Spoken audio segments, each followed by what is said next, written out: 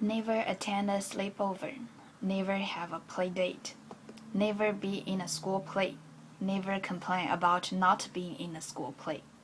Never watch TV or play computer games. Never choose extracurricular activities. Never get any grade less than an A. Never be the number one student in every subject except gym and drama. Never play any instrument other than the piano or violin. Never play the piano or violin. Never not play the piano or violin. Sounds ruthless.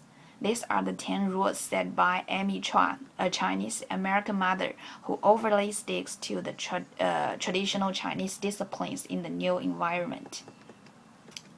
Then, what change should parents do to make to better educate their kids after immigration? Today, I'm going to talk about ways to sustain good immigrant parenting using Chinese example. After coming here, I know several Chinese immigrant families whose domestic education are so different that I began to do research, read dozens of articles about Chinese immigrant parenting from library database, and now draw my own conclusion on this issue.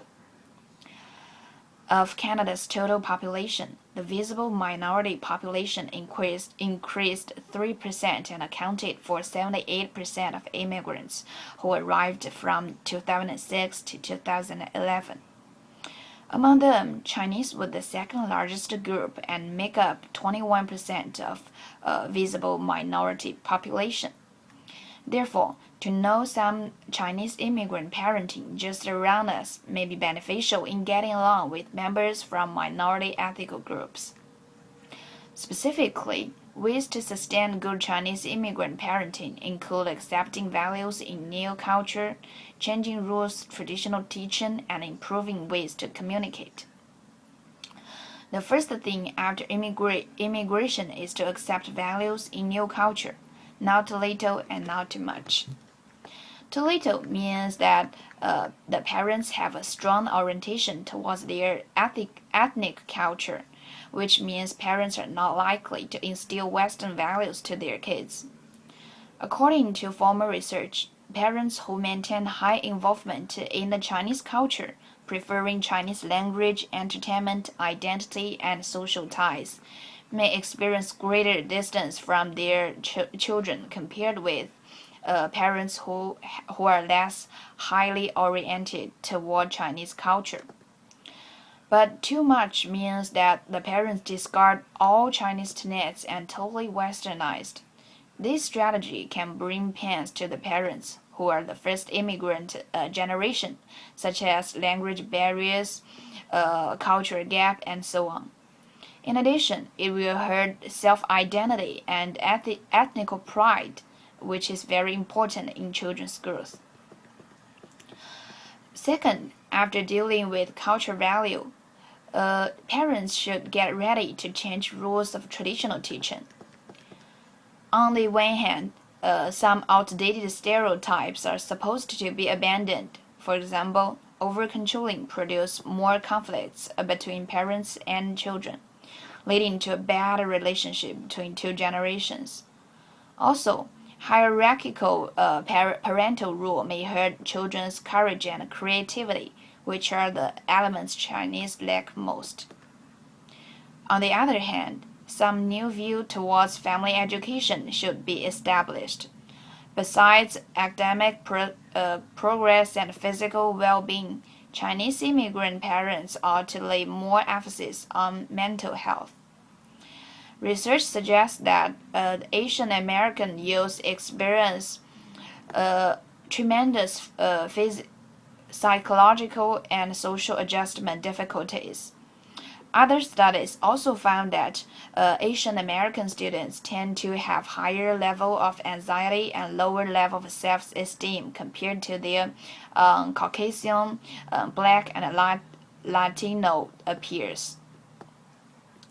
If the parents have already had good rules of domestic teaching, the next step would be improving ways to communicate.